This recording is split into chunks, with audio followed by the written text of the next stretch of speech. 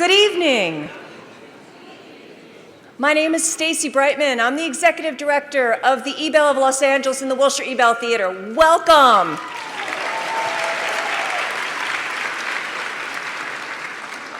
On behalf of the board of directors and our remarkable community of volunteers and leaders and beloved lovers of this beautiful theater, it's my honor to have you here this evening.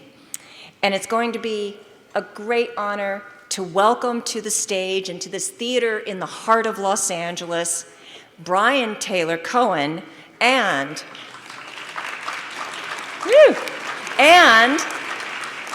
the leader and author, Hakeem Jeffries, representative from New York District 8.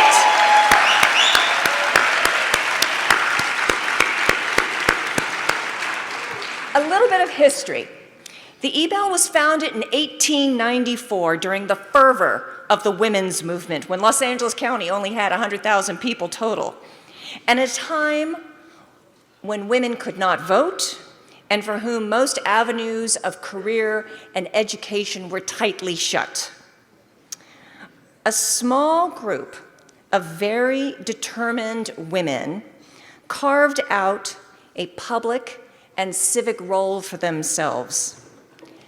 They believed that by banding together to create, to learn, advocate, and lead, they could and would build a brighter future, not just for Los Angeles women, but for everyone in this community.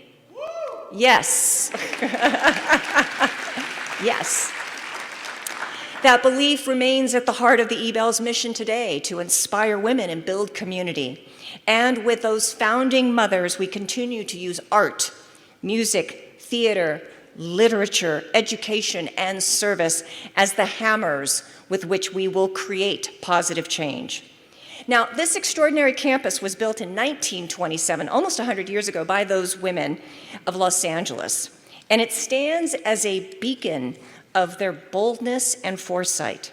With its 5 theaters, it was designed to be an inclusive and inspiring space where art, ideas, and civic engagement converge.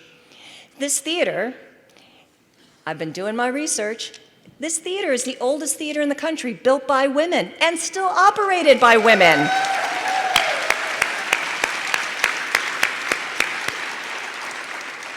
It's borne witness to nearly a century of history being made, from Judy Garland and Nina Simone to Nancy Pelosi and Associate Justice Ketanji Brown Jackson.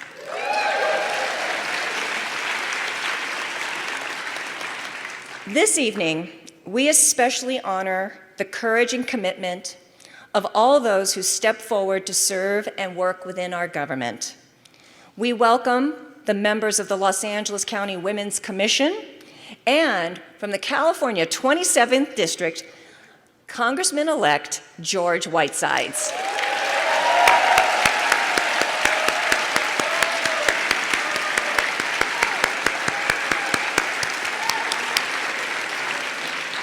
And then there are another group that give us great, great hope. And I'd like to take a moment to acknowledge the incredible young student leaders in the audience tonight.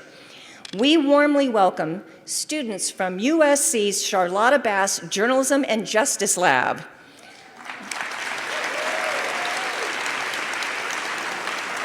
And we welcome the families from the African American Families Association. Thank you for being here tonight. And from the only all-female university in the city of Los Angeles, Mount St. Mary's University and the Center for Advancement for Women. Your presence fills us with hope for the future. And then finally, as we gather in this historic space, let us reflect on the progress we've made and the work still ahead. Tonight, we are inspired and hopeful. Together, I hope each and every person here feels welcomed, included, and that you too are now part of the Ebell's legacy to dream, create, and act boldly and courageously together.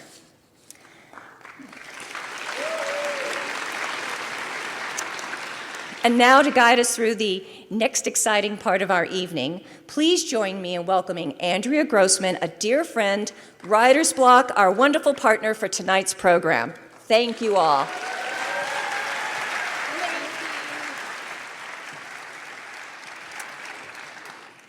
Hi, everybody. Thank you so much for coming to tonight's event with Leader Jeffries and Brian Tyler Cohen. I don't think Stacy told you to turn your cell phones off, so I am doing that right now. Turn your cell phones off. I want to thank the Ebell, of course, for making this event possible.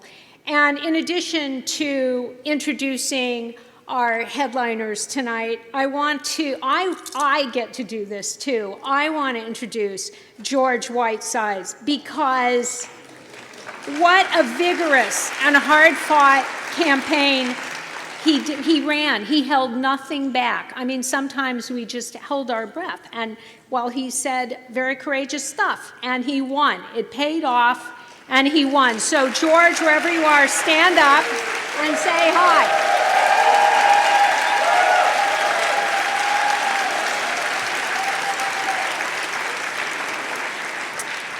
Thank you. Okay, Stacy got to do the nice stuff. I get to be the bad guy. You all know and appreciate that we're living in crazy times. So I'm going to run through some security issues. First, the Ebell and Writer's Block respect free speech, but we also need to tell you that tonight the floor belongs only to Leader Jeffries and to Brian Tyler Cohen. Outbursts will not be tolerated. And even though you look like a really nice and gentle crowd, and you're not inclined to make a scene, I really don't want any causes for concern for the literally thousands of security people who are here tonight. I mean, you could be sitting next to a security person. It's like the Stasi in East Germany. There are so many here tonight. Anyway, and while we're at it, I want to acknowledge the Capitol Police, who are really here in force.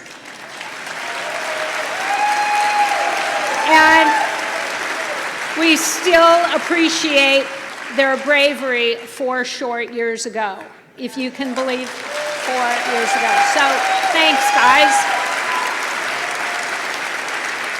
Okay, now for tonight, you know how to behave, and you know that there are cops among us. Okay. From the time that he walked into Congress in 2013, Hakeem Jeffries established himself as a respected and dynamic leader among his Democratic colleagues. He serves on the House Judiciary Committee and on the House Budget Committee, and I can't imagine more critical committee assignments now.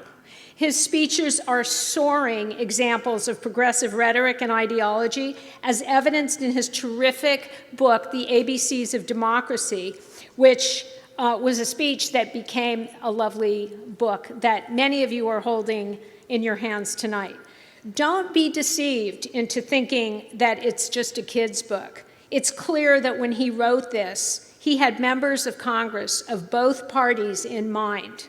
And it's my guess that he's going to, not just because they're children, but, but because they've got a lot to learn. Anyway, it's my guess that he's going to have a very busy and challenging few years. We've read that after the election, a lot of Democrats turned off their television news out of depression and exhaustion.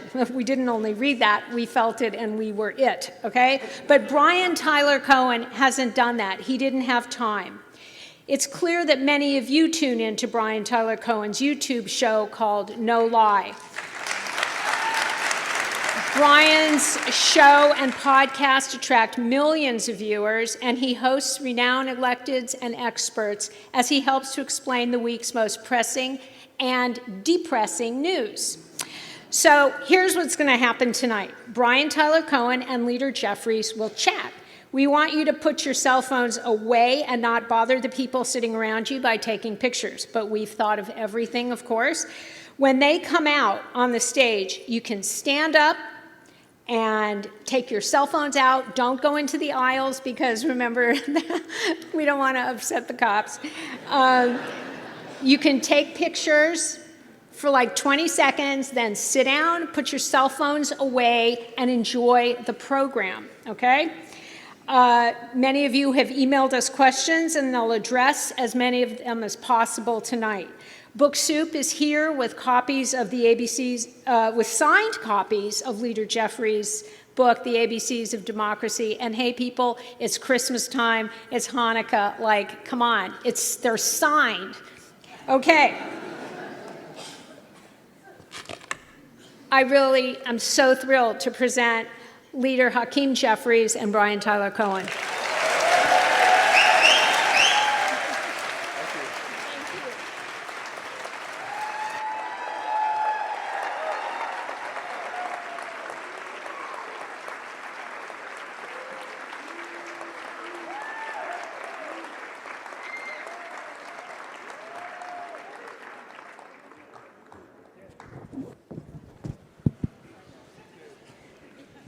Thanks, everybody, for joining. Are you all in a nice state of calm, knowing that most of you are sitting next to cops? Feels like we're all here for our support group. We'll get through it. We'll get through it. All right. So, Leader Jeffries, when you first performed the ABCs of Democracy, this was on January 7th, 2023, which one was more pronounced? Was it the concern for getting the whole ABCs correct, or was it the looming threat of knowing that if you missed any letter, you'd be attacked by Republicans for not knowing the ABCs? It was definitely both. When I thought about, well, first of all, it's great to be here, great to be with so many champions of our democracy.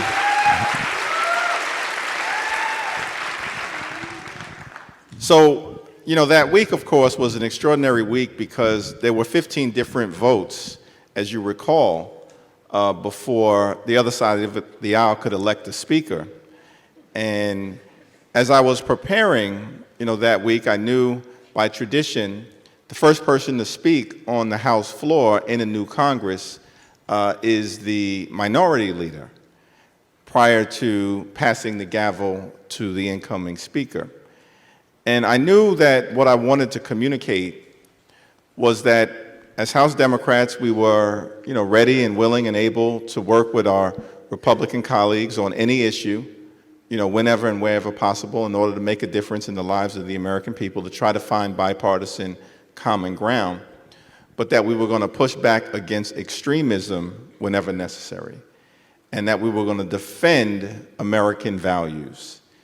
And as I was thinking about how I wanted to communicate that, as someone, who often tries to use alliteration, I said, well, let me, go through A and then B and then C. I got to D, democracy, E, economic opportunity over extremism.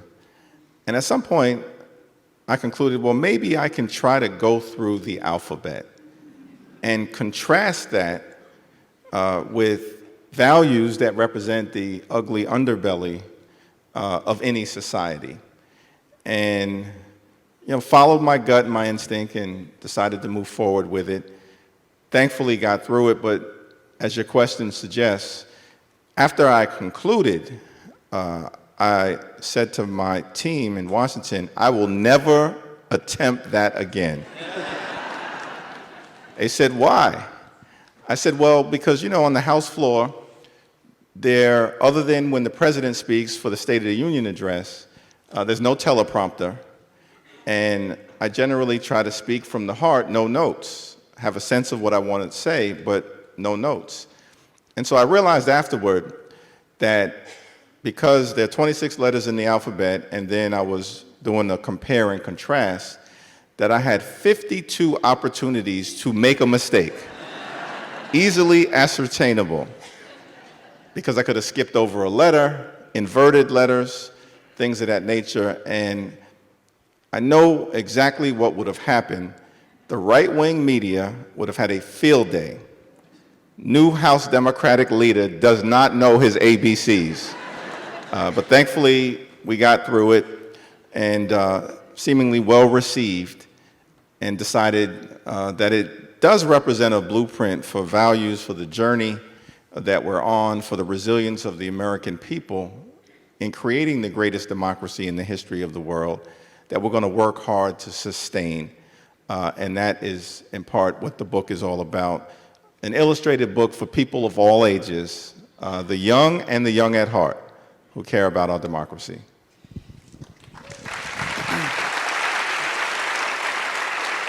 So, in digging into the inspiration for the book, can you talk a little bit about who Kid Fresh is?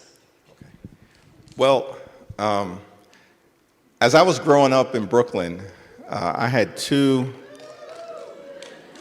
I love Brooklyn's always in the house. I love that wherever I go.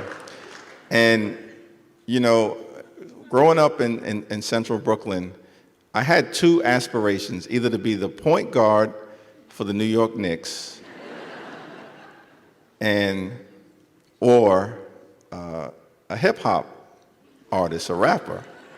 And so I hadn't heard that name in a while, Brian, but I used to go under the name Kid Fresh. Neither career worked out for me, but it's been an honor to serve the people as a member of the United States Congress. Is it weird to know that young Hakeem Jeffries would see you not only as the leader of the Democratic Party, but very likely to be the first African American Speaker of the House, and to know that based on his aspirations, kind of didn't really work out? Well, I think what is extraordinary, and one of the reasons why many of us, and shout out, of course, to Congressman-elect George Whitesides, we're looking forward to serving with him. The House is such a special place, and for many reasons, but one of the reasons why we believe it's so special is because it is the institution that the framers designed to be the closest to the American people and to reflect in the most authentic way possible, right? The hopes, the dreams, the aspirations, the fears, the concerns, the anxieties, the passions of the American people. It's the reason why the House, of course, has the 2-year term as compared to the presidency, 4 years, the Senate, 6 years. Imagine that, George, must be nice, 6 years. And the Supreme Court, life. Which, by the way, the first opportunity that we get, we will do something about that. We'll do something about that. But, when you think about that constellation, 2, 4, 6, life, right? The House is on one side of that spectrum because the framers wanted the institution to be the closest to the people. And that's really representative democracy at its best, government of the people, by the people, and for the people. I think it was John Adams, when the House was being conceived, who said that it was to be, ideally, a perfect reflection, a perfect replica, portrait of the American people. To think, to look, to feel like the American people. I'm sure John Adams could have never imagined a Hakeem Jeffries being in this position, but they did imagine this notion of representative democracy, and it's great to be a part of it. There's obviously a big inspiration from hip-hop in the book, in the speech. I'm curious because Al Franken came into the Senate and, as a very well-known SNL writer and actor, felt when he came into the Senate like he had to suppress or hide his comedy background actively. And when you came into the House, was there any sense that, okay, to I guess, align yourself more closely with politics, with this idea of how politicians should act and should sound, that actually it would be better to suppress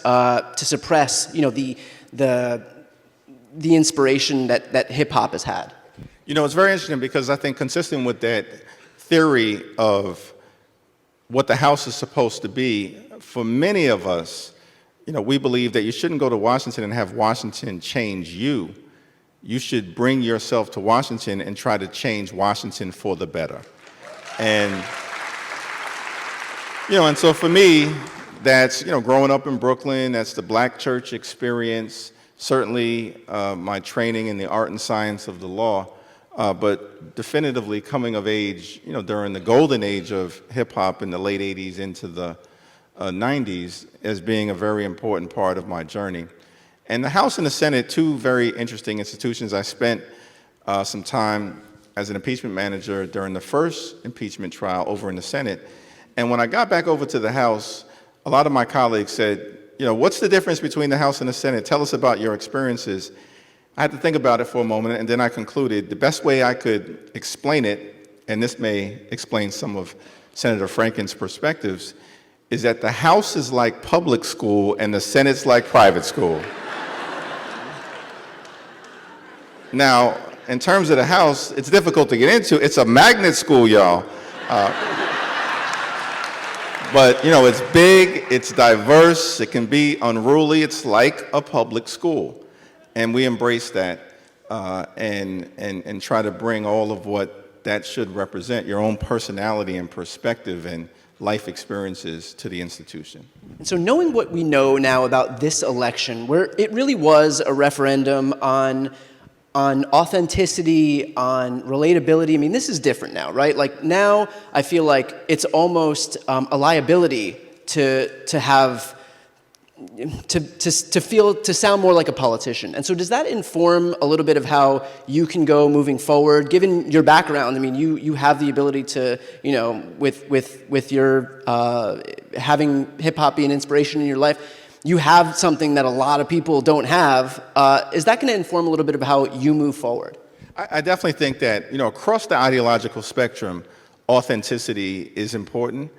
And, you know, the people want their elected officials to be real and deserve their elected officials to be real. That doesn't mean that you shouldn't operate within certain norms and conduct yourself, you know, with a respect for others.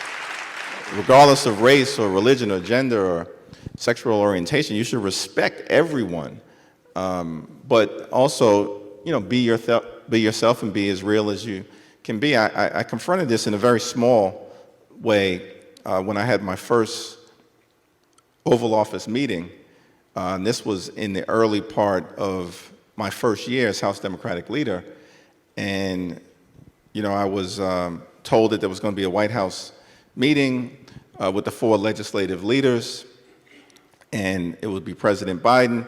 I walk in, it's President Biden, it's Vice President Harris. At the time it was Speaker McCarthy, it was Leader McConnell, Majority Leader Chuck Schumer, and myself. And my first reaction was, how did they let Hakeem Jeffries into this room? Right? I mean, just an amazing thing. Representative democracy, government of the people, by the people, and for the people at its best. But I had a decision to make in terms of attire.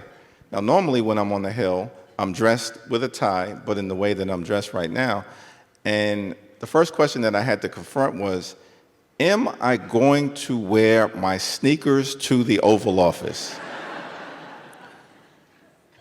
And in the spirit of authenticity, that's exactly what I did. And they would dress sneakers. But, you know, and of course that became the big story.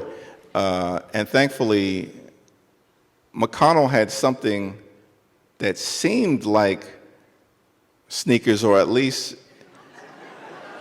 it created a situation where I didn't totally become the fall guy. But it was a small thing. But to your point, it was also the authentic thing to do, still showing respect and reverence for the office, of course, and how I conducted myself in the meeting, but also recognizing that being yourself is critically important. Was McConnell wearing a tan suit? McConnell was not wearing a tan suit. All right. But let the record show that McConnell does wear tan suits, and it didn't seem to be a problem when he did it. Okay, so let's This is get a good point, too, by the way, because if you think about President Obama and Vice President, well, of course, then Vice President Biden, but President Obama and First Lady Michelle Obama, just dignity and class and integrity and intellect, no scandal, no indictments, no convictions, no problems, no drama, and the only thing they could point to was a tan suit. So let's dig into the moment that we're in right now. I know that in the aftermath of this election, we're heading into a moment of uncertainty, not just because of the prospect of Donald Trump's second term, but also a Democratic base that, for all intents and purposes, may not have the same level of willingness to resist as everybody did in 2017. And so how do you move forward knowing that there is a certain degree of exhaustion, knowing that we do have to pick our battles? How are you moving forward given the landscape? Yeah, I think from my perspective, the election has occurred, the voters have spoken, and the former president is on his way back to 1600 Pennsylvania Avenue. And so as House Democrats, we've taken the position that we will work to find common ground with the incoming administration on issues of importance to the American people, first and foremost, driving down the high cost of living for working class Americans, middle class Americans, low income Americans all across the country. Find that bipartisan common ground to try to solve problems for hardworking American taxpayers, but at the same period of time, push back against far-right extremism and be very clear in our perspectives when we talk to our Republican colleagues that we're going to protect Social Security, we're going to protect Medicare, we're going to protect Medicaid, we're going to protect the Affordable Care Act, we're going to protect the progress that we've made on the climate crisis, and we will always protect the woman's freedom to make her own reproductive health care decisions.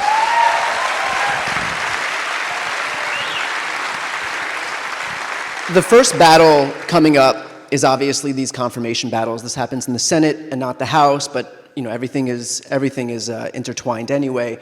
What do you think the Democrats should do right now, facing the prospect of a potential HHS secretary in RFK Jr., a potential FBI director in Kash Patel, a potential Secretary of Defense in Pete Hegseth, and on, knowing that perhaps we have limited capital in the minority? Well, I think it was Abraham Lincoln who once made the observation that public sentiment is everything. With it, nothing can fail. Without it, nothing can succeed. And I think that when you don't have the gavels to be able to necessarily control the levers in an affirmative way of what happens from a governmental standpoint, that the best tool that you have to help shape policy and to stop bad things from happening is public sentiment. And in that regard, we certainly have to lean into a disciplined approach and message as much as we can with simplicity and repetition, right? Which is the formula for being able to convince and persuade the American people. Simplicity and repetition. Now, it's a challenge because I think one of the strategies that we've seen from the other side of the aisle is that they're just going to flood the zone with outrageous behavior. But we can't chase every outrage.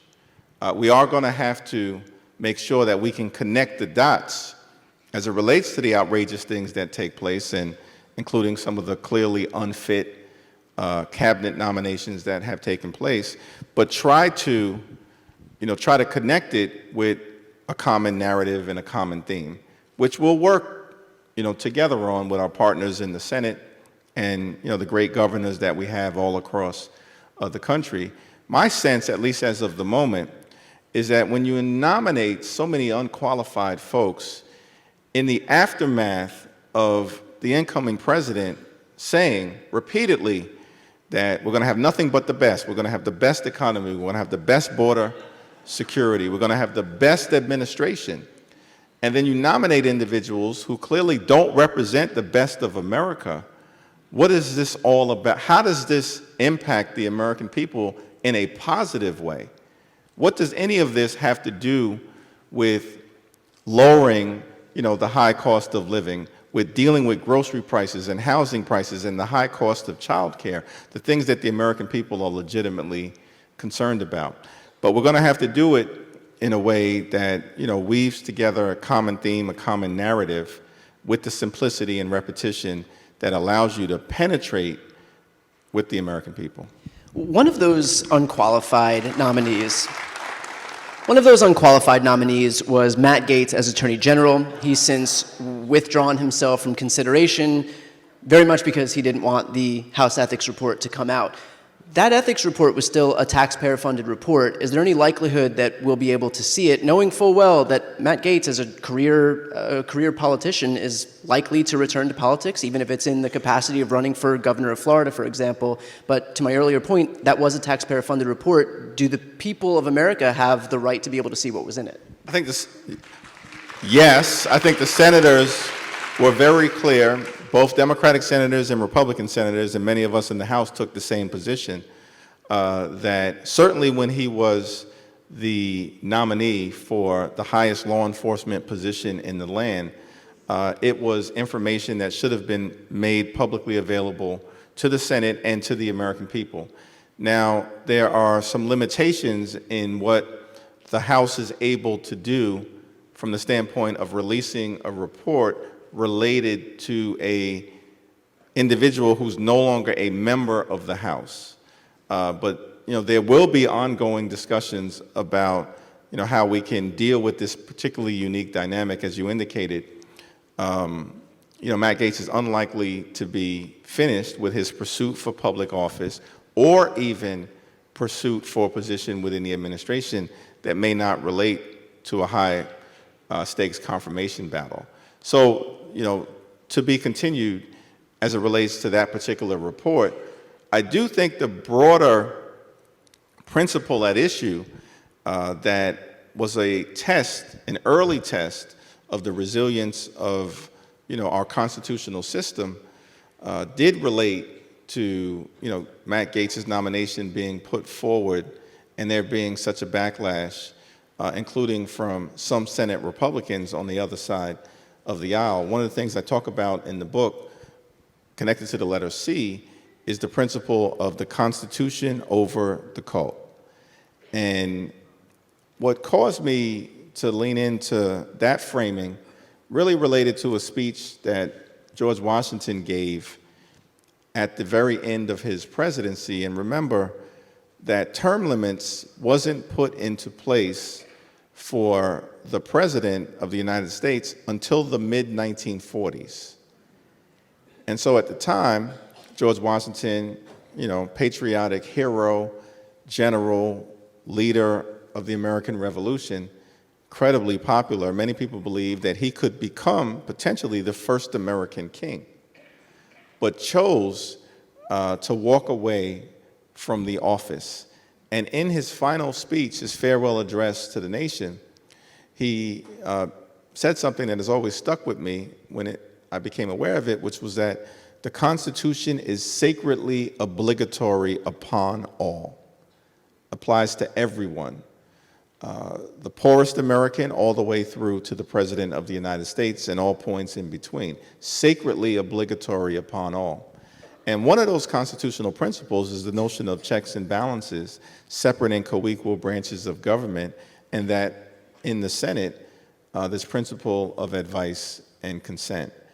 And I'm thankful that at least in the first test of it all, we'll see what remains in the next few weeks, in the next few months, but in the first test, those senators took that principle seriously.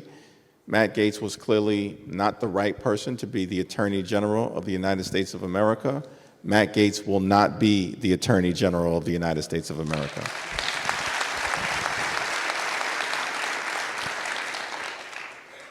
Speaking of what the Constitution says about respecting term limits, obviously that brings to mind some of Trump's comments, whether in jest or not, about the prospect of serving a third term. He immediately made some joke to members of the House Republican Conference.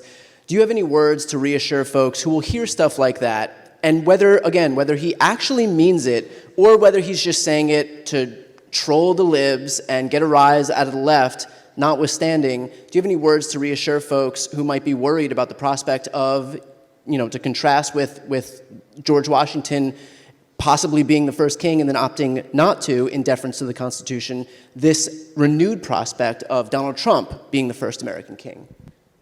With respect to this upcoming term, I apologize for That's right. the way that those words landed on folks. That's right. Well, I'm very confident. I'm glad you asked the question. I'm very confident that in terms of the next 4 years, Donald Trump is one and done. It's over.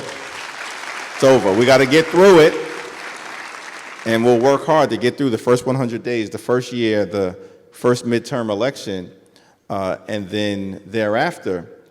But the Constitution is very clear, and the only way to change the Constitution is through an incredibly high bar from a legislative standpoint. Even if every single Republican in the country wanted to do it, it's not a simple majority in the House or the Senate. It's 2/3 of the House and the Senate. And then, if in fact somehow you were able to breach that barrier, which is impossible to breach by this incoming president, then 3/4 of the states would actually have to ratify that constitutional change, which we know 3/4 of the states would never do either. That's an impossible barrier to breach. And so there was a reason why the framers made it so difficult to change the Constitution, and I'm thankful that they did. So I want to talk a little bit about this election that just passed. What went wrong, and what could Democrats do better? We're not holding back with these questions, as should be the case. As should be the case. Definitely, we are engaged in a process, of introspection and after-action analysis, because there are so many people, including those that I represent, by and large, back at home in Brooklyn, understandably, disappointed and dismayed, by the results. It was, at the end of the day, a very close election, but a close election that broke against the vice president in each of the 7 battleground states by a point or two, or a little bit more, but certainly in the key states, only by about a point or two at most. But it did break against us. I do think that the American people are frustrated that more has not been done to improve their quality of life, not simply over the last few years, but for decades. And that has been exacerbated, of course, by the post-pandemic inflationary environment that existed all across the world, but certainly here in the United States of America. And it's appropriate that working class Americans and middle class Americans and low income Americans don't view the economy through the lens of how many jobs have been created, and there was record job creation, or even the unemployment rate, and it was at a historic low. Record creation of small businesses. Stock market, of course, was at an all-time high prior to the election, continues to move in the right direction based on the Biden-Harris economy. Almost by every macroeconomic measure, things have been moving in the right direction. But working class Americans, of course, are going to view the economy through housing prices or child care costs, gas prices, which were very high in the years immediately following the end of the pandemic, and certainly grocery prices. What am I paying for food, for eggs, for milk, for bread, and things of that nature? And the party in power is often going to be punished electorally when that happens. And that's part of the reality, I think, of what we confronted, that the high cost of living became a dominant issue, and we weren't able to convince the American people, or enough of the American people, that we were on the right side of that issue. I also think that for decades, this contract that exists here in the United States of America, which is that if you work hard and play by the rules, you should be able to provide a comfortable living for yourself, for your family, purchase a home, educate your children, have access to high-quality health care, go on vacation every now and then, one day retire with grace and dignity.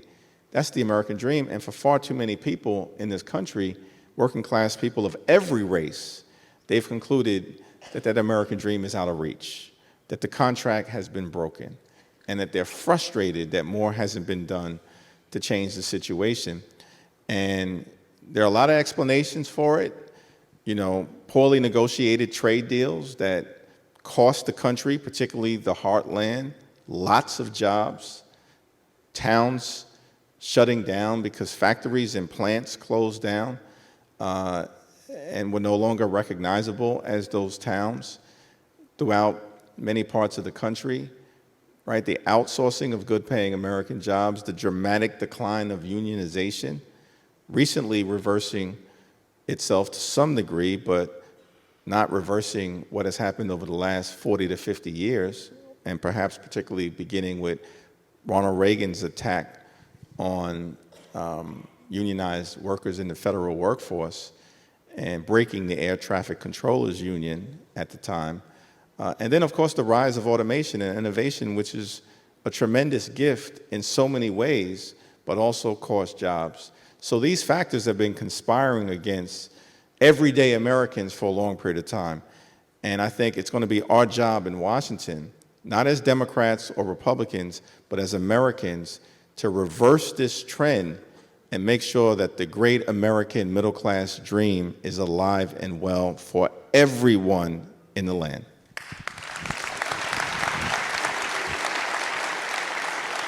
The frustrating part from that perspective is you've got this acute pain being felt by the working class across this country. And you look at what Democrats were able to accomplish in the first 2 years of Biden's presidency, and that was the Inflation Reduction Act, the American Rescue Plan, the PACT Act, the CHIPS Act, the infrastructure law, the gun safety law, adding 16 million jobs. Unemployment rate is at a 50-year low.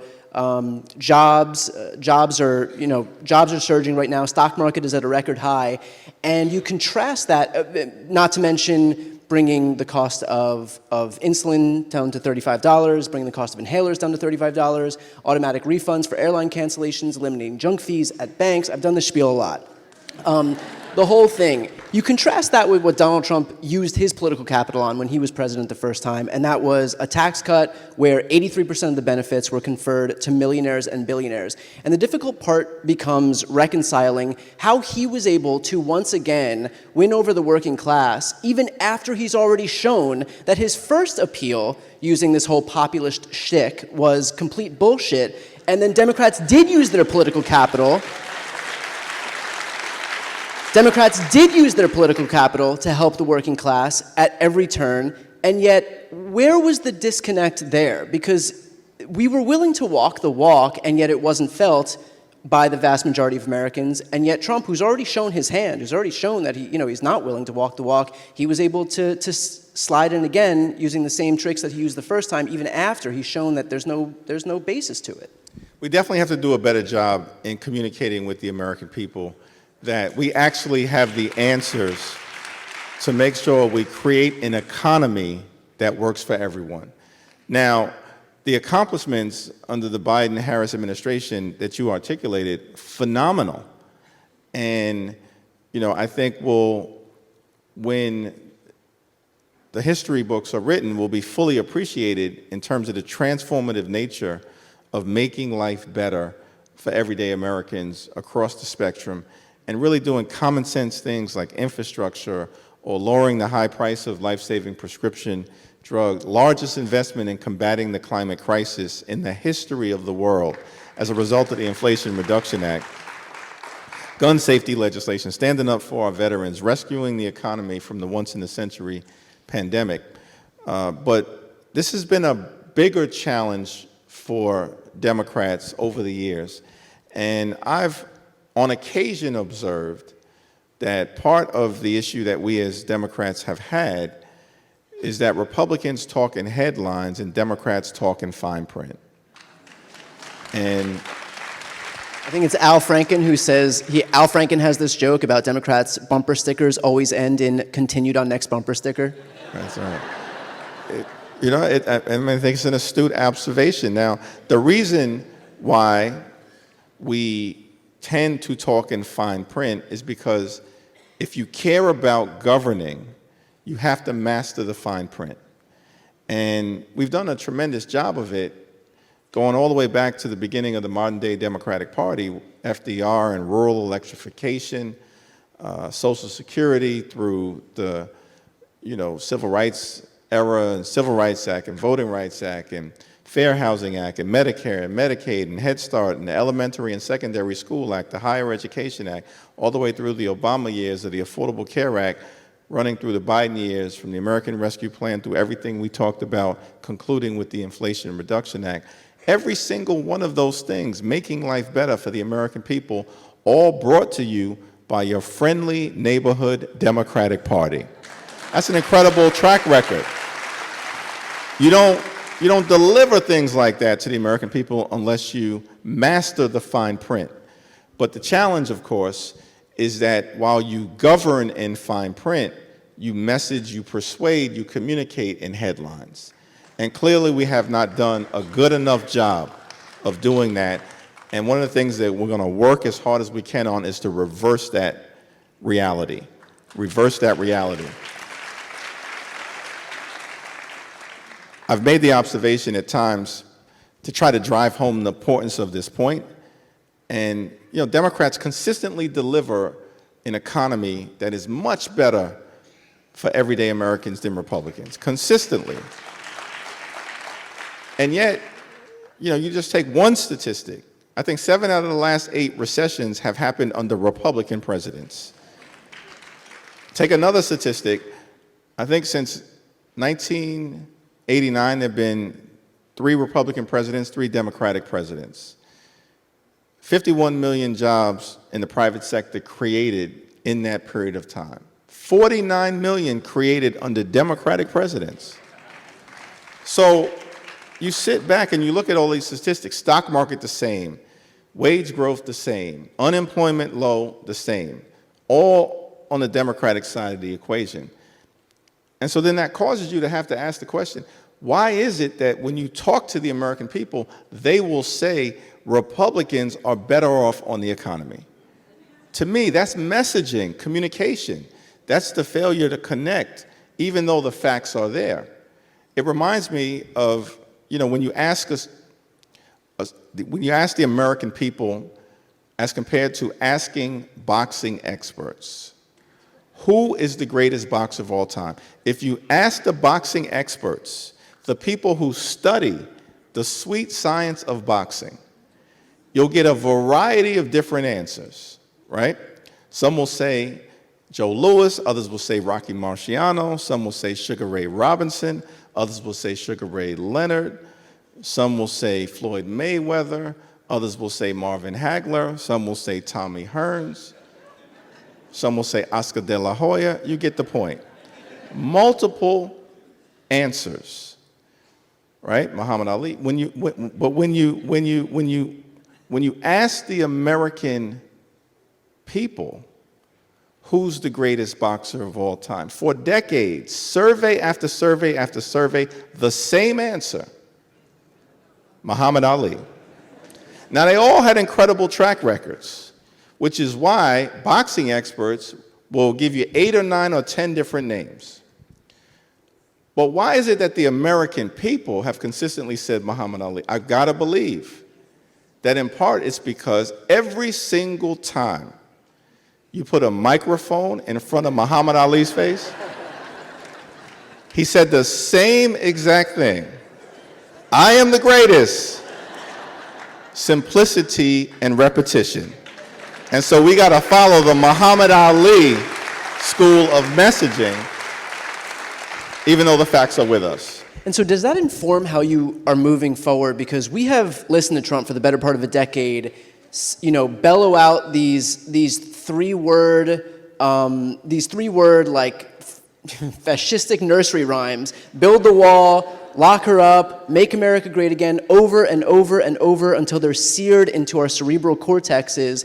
And we do see a lot of Republicans lean heavily on messaging. I believe it was Madison Cawthorn who didn't even have legislative staff, he had comm staff, because he wasn't interested in legislating, he was interested in making sure that he could get whatever message out. It didn't matter if he had any legislation to back it up, he was interested in talking to the American people. There's largely no incentive structure for a lot of Republican members of Congress to legislate when they could just move forward with building their brand. I'm talking about Marjorie Taylor Greene and Lauren Boebert and some of these stars of the Republican Party. But how does that inform, and you look at somebody like Ted Cruz, spends more time podcasting than he does actually sponsoring or passing any legislation. And so how is that going to inform how Democrats move forward, knowing that we might have the chops when it comes to writing legislation, when it comes to serving the needs of the American people, but at the end of the day, it's not going to matter if nobody knows like what's being put forward because the messaging isn't up to the same par. Which is absolutely why we have to do both. We have to govern effectively to deliver for the American people, and whenever we have that opportunity to do so, we have to continue to advance the ball in an enlightened and transformative fashion, and we have a great track record of Democrats of doing that. But we also have to message effectively, because that's the only way to convince the American people that we should be given the levers of government so that we can deliver on their behalf. And that's going to be incredibly significant, and particularly when we don't have majorities in the House and the Senate. It goes back to this principle of helping to make sure that you can convince the American people as to you being on the right side of a given issue and shaping public sentiment in that regard. And Democrats have, been able to do it successfully, particularly in midterm elections. And of course, Barack Obama famously did it successfully on the campaign trail when he first ran, and it was "Yes, we can, hope and change." That's 6 words, right? And everyone could tell you what Barack Obama stood for. He had an incredible agenda that he worked on to get over the finish line, particularly during the first 2 years when he had majorities in the Congress, and that led to the transformative,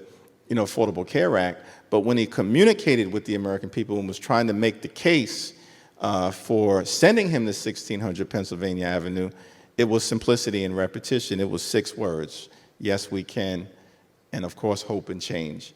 And I think there's value in being able to do that, particularly in an environment where everyday Americans, of course, if you're struggling to live paycheck to paycheck, you don't have time to read extensive policy white papers, right?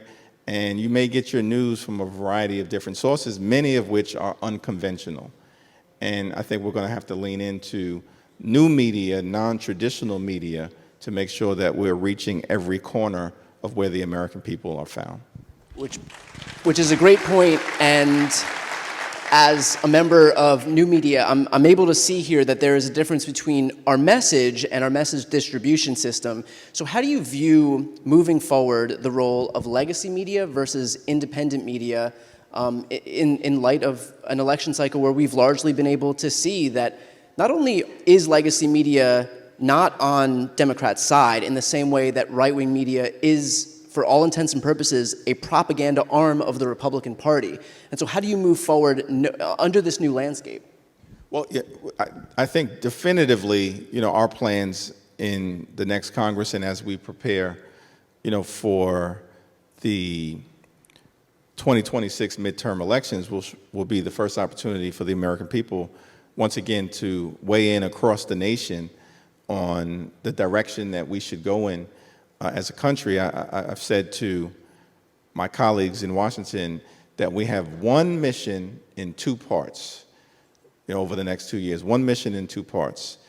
One, we have to stop Project 2025. And 2, we have to implement Project 2026, take back control of the House of Representatives, so we can begin to move the country back in the right direction. And in order for us to do both, the governing side and what needs to happen, when we get another opportunity to make our case to the American people, we do have to go beyond legacy media and reach the American people where they are at. And that, of course, ranges from, messaging app communication to podcasts to gaming to social media. You ready to bolster your Fortnite skills? You can be on Twitch. I'm going to leave that to Maxwell Frost and Alexandria Ocasio-Cortez. They can handle that. You had mentioned Project 2025, and there is one element of Project 2025 that I've been concerned about. I'm sure a lot of people who've heard about it are concerned about it too, and that is the potential implementation of Schedule F, and that is this idea of reclassifying career civil servants who make up the DOJ, the FBI, the IRS, the FCC, you name it, and replacing them with political loyalists, people whose adherence would be not to the Constitution, but rather to Donald Trump. What is the likelihood of him being successful at implementing something like this, and what's the ability of Democrats from the minority in being able to block something like this?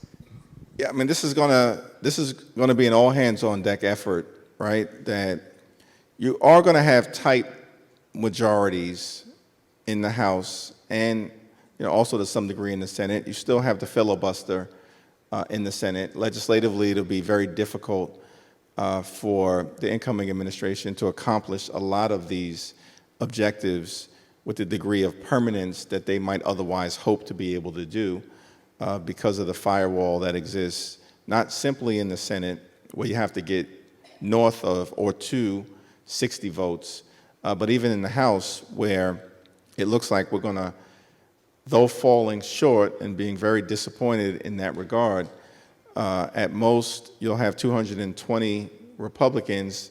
Looks like we will get to 215 Democrats. Have already picked up 2 seats in California and perhaps on our way to a third. Thank you, California, for an incredible job.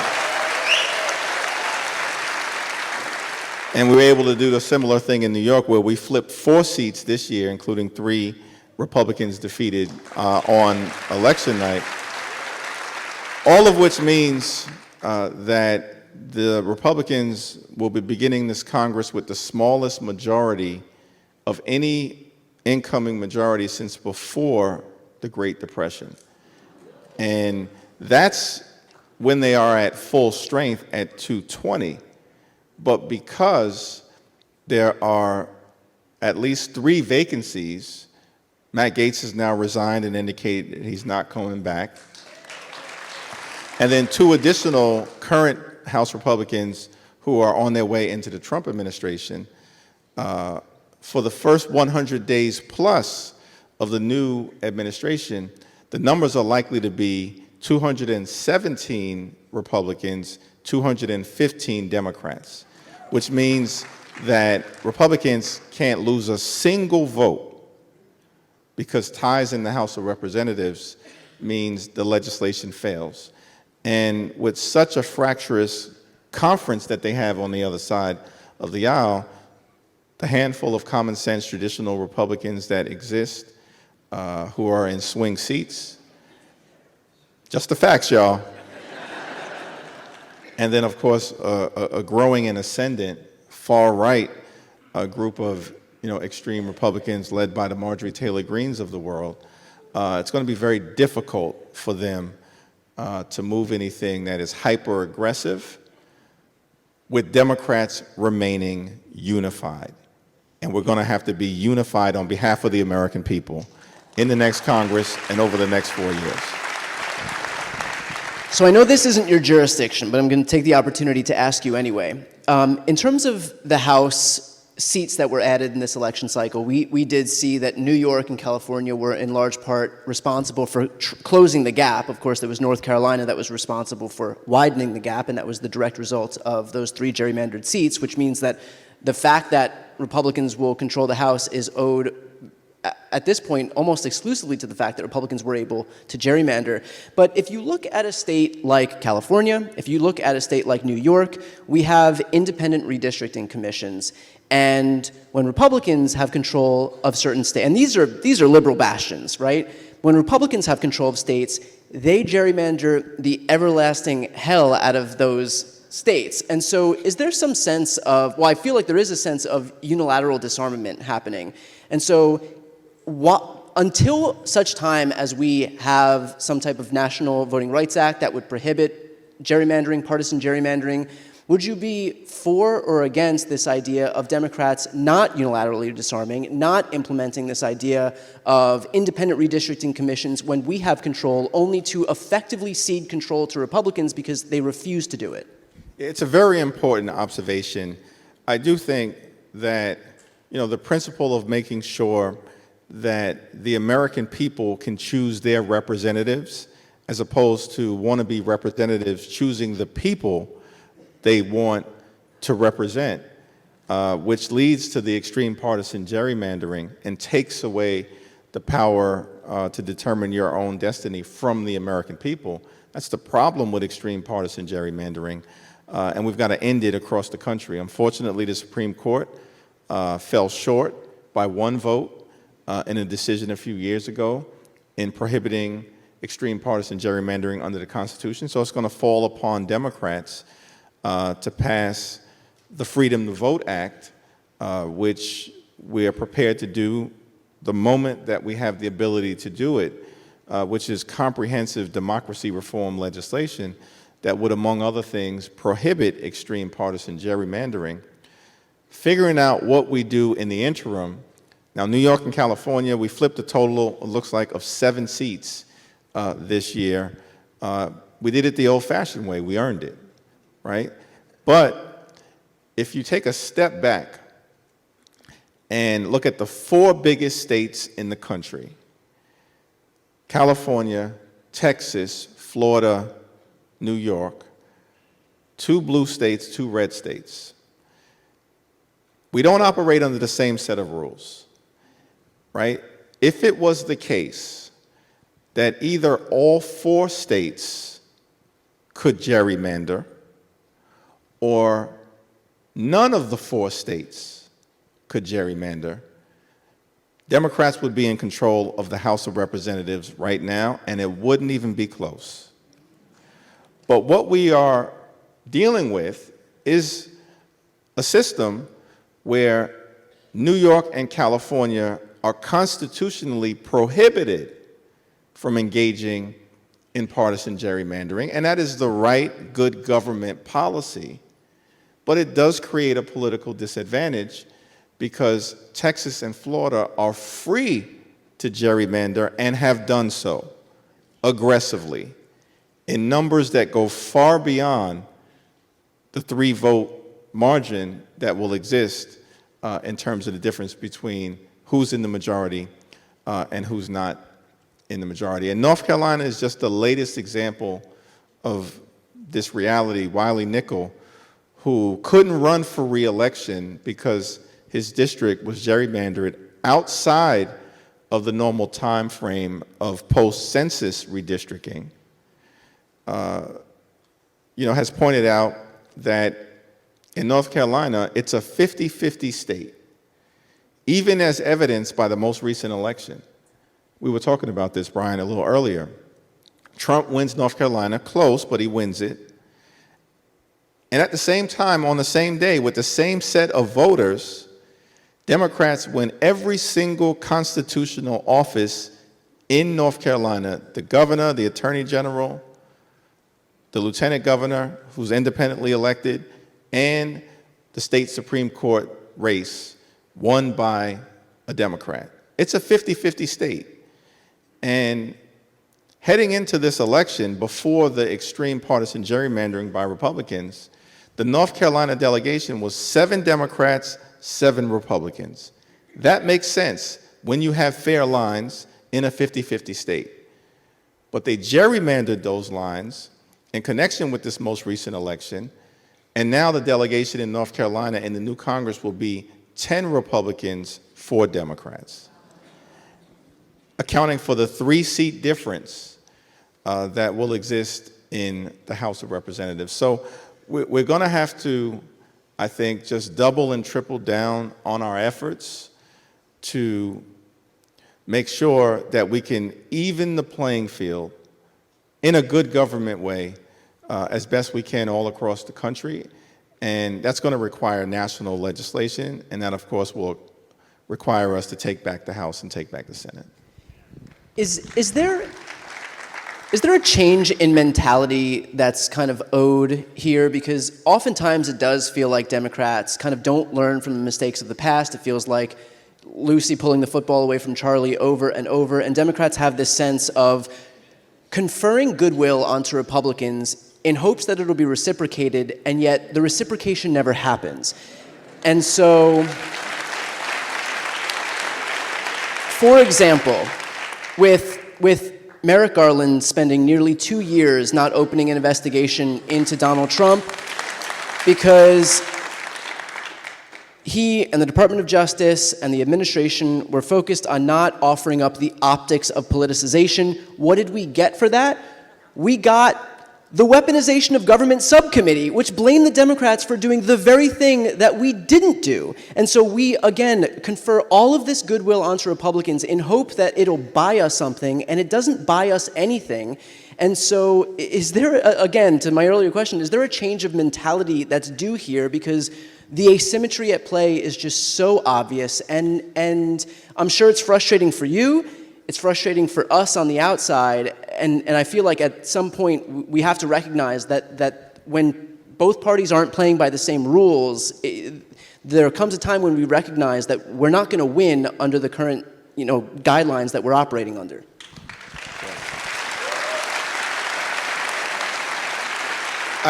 I think it's fair to say, at least in terms of how we view things in the House, one, we definitely understand many of our Republican colleagues, masters of projection, right? If they're saying one thing about us, they basically are saying that about themselves. And, I'm very clear that, we're dealing with an adversary on the other side of the aisle, far-right extremists, not the traditional Republicans, but the far-right extremists, where facts don't matter, hypocrisy is not a constraint to their behavior, and many have actually concluded that shamelessness is a superpower.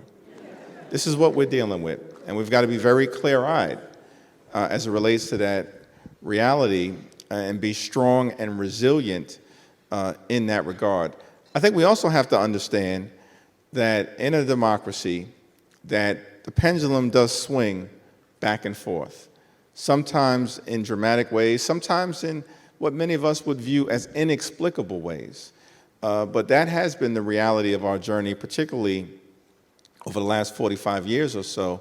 We go from George H.W. Bush, who has 4 years, to Bill Clinton, who has 8 years. Bill Clinton then yields to George W. Bush, who gets 8 years, who then yields to Barack Obama, who has 8 years. Barack Obama, of course, yields to the former president, Donald Trump, who has 4 years, who then yields back to President Joe Biden. Well, Yeah. Yields. Right. Yields is doing a lot of heavy lifting in that one. Yeah. Say that the will of the American people was that he yields, of course, to Joe Biden.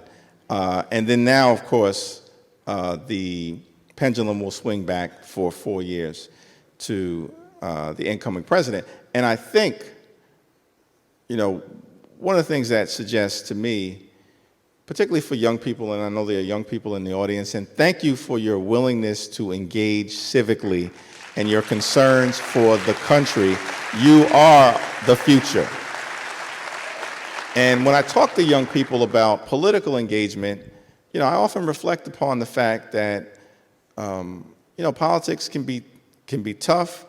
Disappointment is a reality of participating in the political process, that it will not always go your way, even if the facts and the values and the narrative suggest that it should.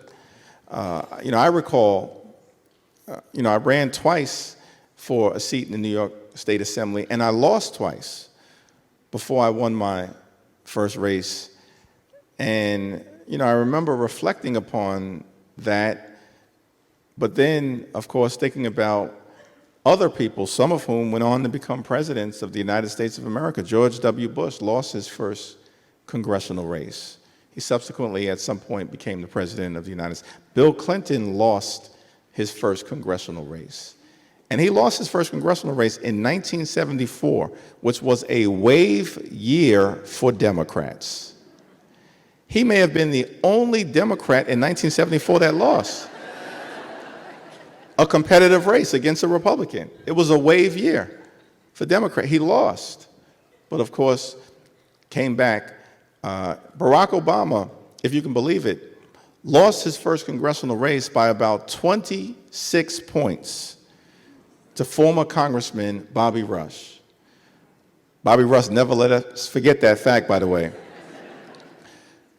But I realize, and Churchill, I think, said it best when he made the observation that success is not final, failure is not fatal. At the end of the day, all that matters is the courage to continue. The courage to continue. And I've said it a different way, Brian, that a knockdown is different from a knockout. That's the Hakeem Jeffries remix, y'all. But success is not final, failure is not fatal. All that matters at the end of the day is the courage to continue to eventually get to the place where we would like to take the country. Now, I know in the aftermath of this election and the lead up to the election focused a lot on the dangers of the prospect of a Trump presidency. Now we are heading toward Trump's presidency in January of 2025. And there is a lot of concern among people who I think rightly are worried about what that might mean, what it might mean not just for this presidency in the next 4 years, but democracy more broadly.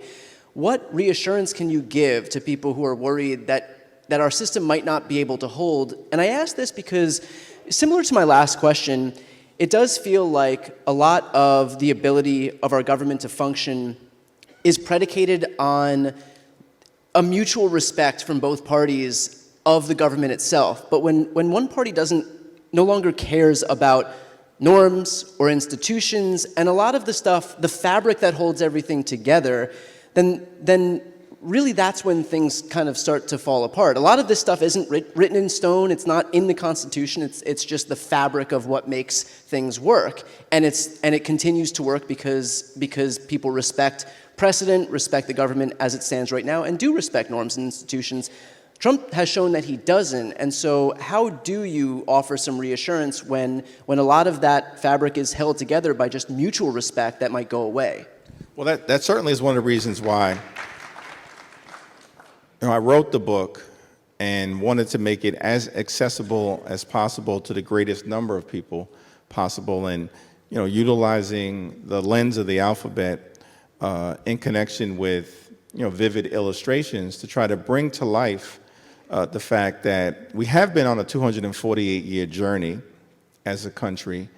We're going to approach our 250th birthday on July 4th of 2026. And there have been trials and tribulations. There's been turbulence and trouble throughout that journey. There have been ups and downs and highs and lows, of course. And, presidents come, presidents go, elections come, elections go. There are people who are delighted at the results of those elections. There are people who are bitterly disappointed. But through it all, there are values, there are norms, there are institutions, there are ideas that have held this country together over that 248-year journey. I try to capture many of them in the book to try to make the point that we can be resilient, we can power through this. There's a reason why America is the greatest democracy in the history of the world. And yes, we're not a perfect country, and the framers didn't create a perfect country, and they, of course, like all humans, were imperfect in many ways, but they did set us on a march toward a more perfect union. And these values, these norms, these ideas have kept us together. And now is a time not to run away from those ideas and principles, but to lean into them and to recognize that the same resilience that has gotten us through this point is a resilience that can continue to allow us to make sure that there are brighter days ahead of us as we emerge through the storm. I was with the Attorney General in New York the other day, Tish James, as we were preparing to celebrate the 100th birthday, which was just on November 30th, of Shirley Chisholm, who, of course, is a phenomenal public servant. And, I represent many of the districts that Shirley Chisholm many of the neighborhoods that Shirley Chisholm once represented, and that's an amazing thing to stand, on the shoulders of Shirley Chisholm. But what the Attorney General, Tish James, said, and, she's a fierce leader, Tish James. I say often when I get asked about Tish James, I say, well, she's Brooklyn's dream and Donald Trump's worst nightmare. But what she said was that when there's a storm, eagles don't land on the ground. They continue flying in the air. They just fly above the storm until it passes. They stay engaged. And I thought it was an important observation that for all of us, it's going to be important to stay engaged. Yes, it's necessary for people to take a step back, as needed from the intensity that has existed in the run-up to a campaign, through the holidays as needed, but, to stay engaged in this continuing, battle for what America should continue to represent.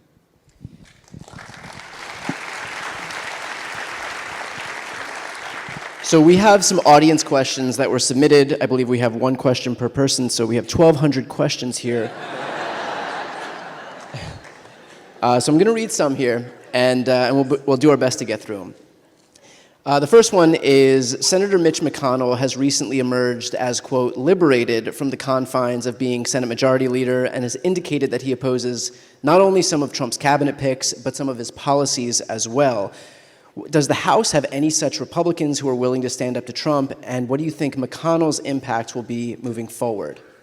Yeah, it's very interesting because I do think he is seemingly somewhat liberated, and that at least manifested itself around the Matt Gaetz matter and, may continue to manifest itself. And that could be a very positive thing for the country in terms of some pushback. I don't expect uniform pushback from any Senate Republicans, but we know that Lisa Murkowski is going to stand strong in a lot of different areas, and Susan Collins hopefully will be concerned enough to push back as well? Right. We understand that there's some challenges there.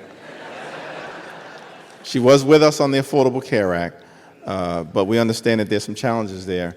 So I think it is going to be important strategically, though, to figure out, in what areas can you identify 4 Republican senators to partner with in order to block bad things from happening so we can get through the next 2 years. Because those will be the numbers that are required in the Senate. Now, the interesting thing is because of the tightness in the House to the question, you need even less than that in order to stop bad things from happening. And there are some traditional Republicans, particularly many who are in swing districts, who are going to have to answer to their constituents in 2 short years that don't have the benefit of the 6-year term and will be right back before the American people. And I think, it's going to be incumbent upon us to make sure that we're communicating with the people that those individuals represent, so that those members of Congress can't go back home and pretend like they're moderates and go on TV and talk like moderates, but govern in Washington, D.C. with the far-right extremists. And it's going to be incumbent upon us to make sure we expose that. We had some success in doing that in New York and California, and we have to keep that up. The mass deportations that Donald Trump promises will cripple agriculture and so many other industries across the country, not to mention their humanitarian impact. Is there a way that the Democratic caucuses in Congress can stop this? Well, that certainly is a conversation that we are having with a lot of advocacy groups in places all across the country. Because while we understand that we have a broken immigration system and we need to secure the border and we need a safe and a strong border that's also humane, and we need to figure out how we can create legal pathways towards citizenship, and we have to fix this broken immigration system, but we should do it in a comprehensive way and in a bipartisan way, that mass deportations, we believe, are not consistent with who we are as a country. And the principle that, yes, we are a nation anchored in the rule of law, but we also are a nation of immigrants. And the American people don't want to see families wantonly broken up. Yes, it's important to deport violent felons, people who present a risk to everyday Americans of every race. And in communities across the country, that's something that's understood. But this notion of mass deportation, which is, we believe, largely impractical, both from a resource standpoint and from an execution standpoint. But we, of course, should take the incoming president at his word. Certainly some of the folks like Stephen Miller around him are going to want. And isn't he from California, y'all? I don't know what happened with Stephen Miller. But we have Elise Stefanik, so it happens. We're taking the issue seriously.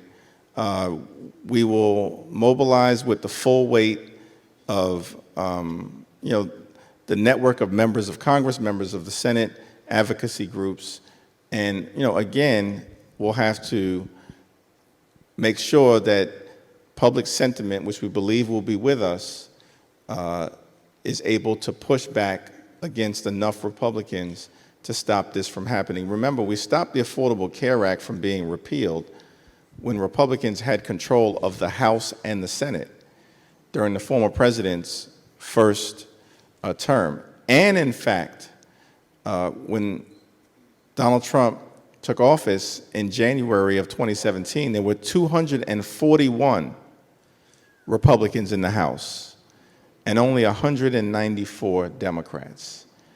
And so he's in a very different situation. We were successful in the Congress, even with big margins in the House and in the Senate, compared to what he will have this time around in stopping the repeal of the Affordable Care Act, which was his #1 political priority. We can summon that same resilience and strength and message discipline and organizing skill to stop the type of aggressive anti-American mass deportations from happening. I should also mention, and it might be cold comfort right now, but I should also mention that if we rewind to 2017, within 2 years we would usher in the biggest House majority in modern American history in the first midterm election cycle. So that is something that we can, cold comfort though it may be right now, it is something that we were able to look forward to as an immediate check to Trump's first term. Here's another question we got. In your ABC speech to Congress, which was widely publicized, there were some audible boos from members of the House. What did you make of that when they were pretty noble and obvious concepts? Well, the idea of somebody booing America over autocracy. Yeah. Well, the loudest objections were clearly coming from a recognizable figure, Marjorie Taylor Greene. And so I understood that I needed to just not be distracted because her objective was to try to distract me from being able to, get through my remarks. and I wasn't going to let that happen. In particular, there was an audible reaction when I got to the letter M and said maturity over Mar-a-Lago. She booed aggressively, and it reinforced that it was exactly the right thing for me to say.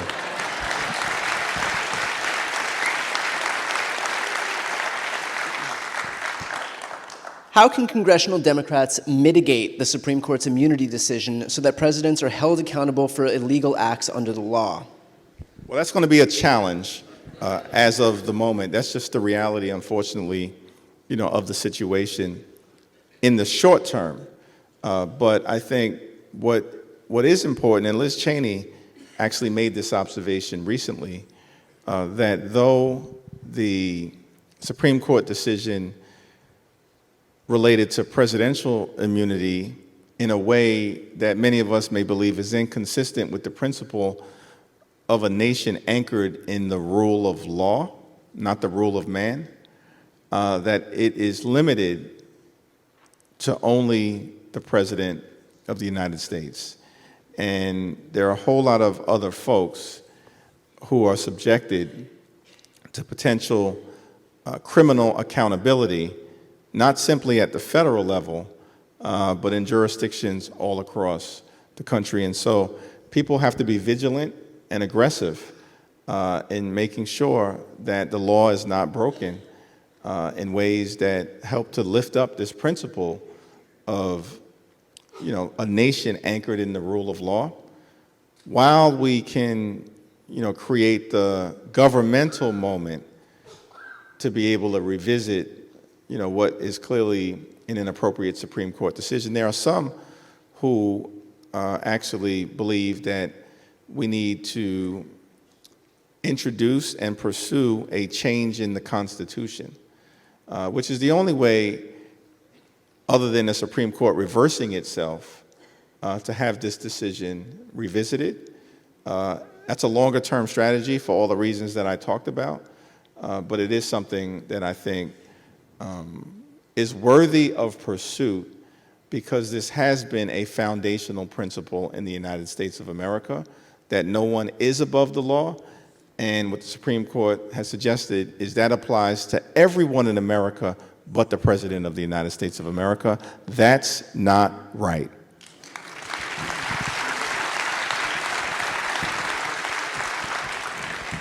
So the next question, I think, is representative of a lot of the anger that some folks feel in the aftermath of this election, and that is that Trump voters have made their own bed, in the sense that Midwestern farmers voted for the candidate who will now impose tariffs, and these will impact the Farm Belt most strongly. Likewise, the Gulf Coast and Florida will continue to be battered by hurricanes exacerbated by climate change, and yet those are the people who, again, voted for a candidate who doesn't believe in climate change and who've been largely hostile to support in the aftermath of hurricanes. So how will the House make sure that FEMA support on those states doesn't happen without support for Western fire states, and also perhaps guarantees of reproductive freedoms?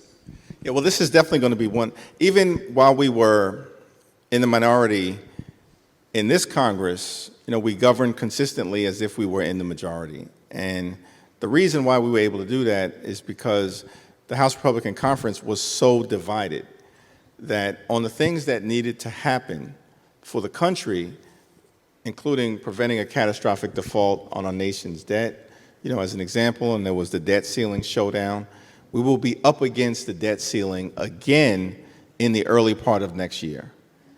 And Republicans have consistently shown an inability to address that issue on their own and protect the full faith and credit of the United States of America. They will rely on Democrats to be able to try to get that done.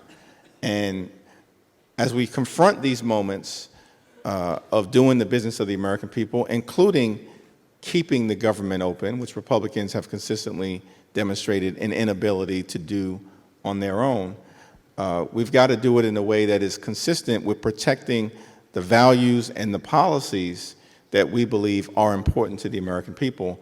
And that, of course, includes equitable distribution of disaster relief to include all states, because natural disasters and extreme weather events, which are increasing in intensity, affect everyone. And they don't strike a state because it's red or blue, it affects everyone.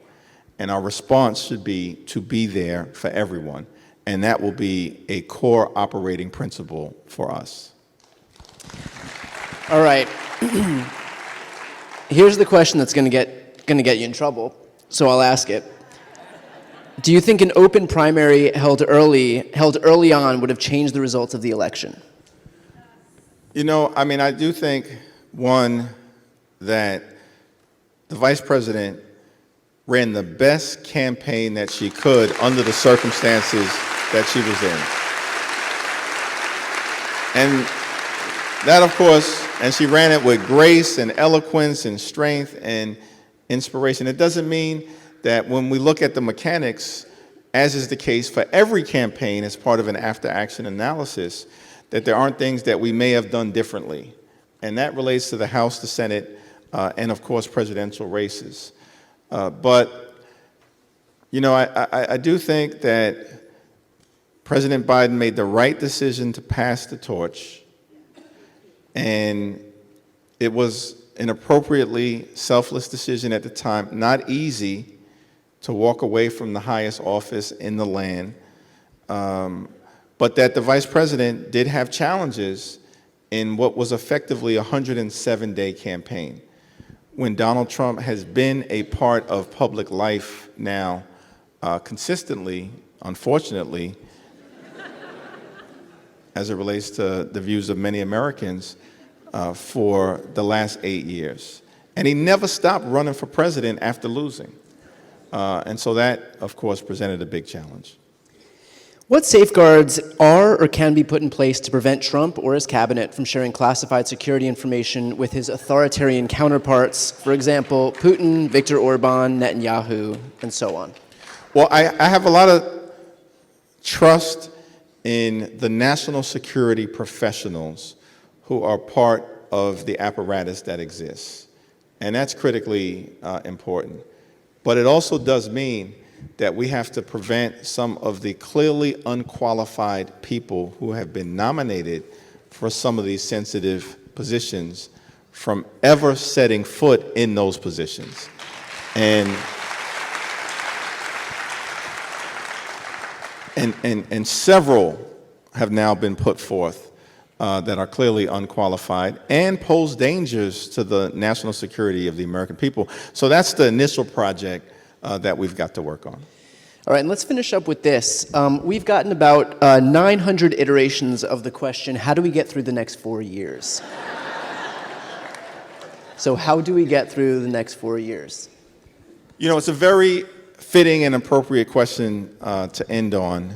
And, you know, what I've said to a lot of folks who are very disappointed in where we are is that when I was a young lawyer, and this was back in 2004, I was very disappointed at the results of that presidential election and thought to myself that you have a failed war in Iraq, a failed war in Afghanistan, you know, an administration that is mismanaging the economy, which eventually led to the Great Recession, so many people hurt, spends its political capital doing things for special interest groups, enacting large tax cuts for the wealthy, the well-off, and the well-connected in 2001 and 2003, inherited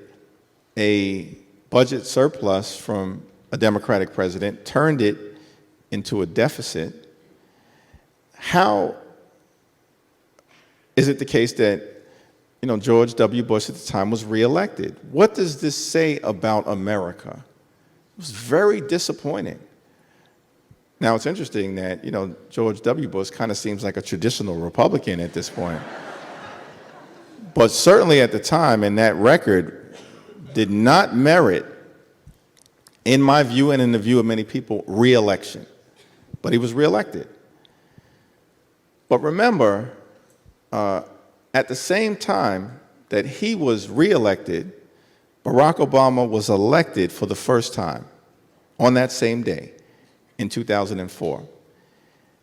Even though 4 years prior to that, as a state senator, Barack Obama couldn't even get into the Democratic National Convention.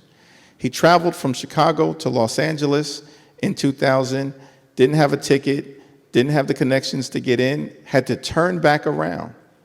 4 years later, delivered that historic speech at the DNC in Boston, and then in 2004 was elected to the United States Senate. And then, even though the Republicans had significant majorities in the House and in the Senate, in the aftermath of that 2004 election, just 2 short years later, Democrats took back control of the House in the 2006 midterms, and Nancy Pelosi became the first woman speaker in the history of the United States of America. And at the same period of time, just 2 short years later, in 2006, Democrats unexpectedly took back control of the Senate when all the pundits said, this is a tough map that will keep Democrats in the center out of power for years. They're saying the same thing right now, 2006. And then 2 years after that, in 2008, of course, Barack Obama becomes the first African-American ever elected as president, shattering an incredible barrier in the United States of America, particularly given our history. And I'll never forget that day and what followed in 2008. And there were headlines all across the country and the world, including one that stood out for me from an important publication in Western Europe that said, in connection with the election of Barack Obama, America does it again. America does it again. And what I think that meant was that we're not immune, from the ebbs and flows of politics. We're not immune from the trials and tribulations, from the turbulence, from these swings of the pendulum. But as John Lewis would often say to us, when you see, some problems in society, when you see something wrong, you need to show up and stand up and speak up for what you know is right. You need to lean in to trying to get the situation turned around. And that's the moment that we once again face in the United States of America. And as long as we summon the will and the resilience and the commitment to do what generations of Americans have done before us whenever trouble has struck, and show up and stand up and speak up for what we know is right, then I do believe we can get this thing turned around in 2026, and certainly in 2028, bring about a situation where somewhere across the world there's a headline which says, America does it again.